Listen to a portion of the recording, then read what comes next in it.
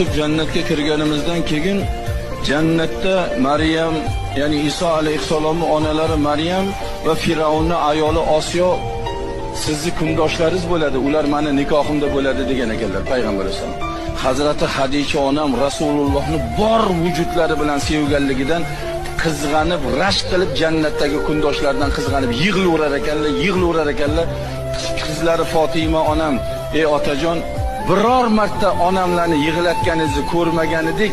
Nima sababdan onamlarni yig'latdingiz deganlarda janob payg'ambarimiz sollallohu alayhi vasallam, ey ko'zimning qarosi, qalbimning mevasi Fatima, onangizlarni Alloh uchun qilayotgan barcha toat ibodatlari Alloh tomonidan menga ko'rsatildi.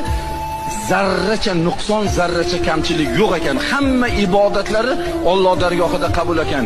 Lekin onangizlarni Alloh yo'lida jihad qilganligini savobi namoyi amalida yo'q ekan. Qaysi bir ayol o'z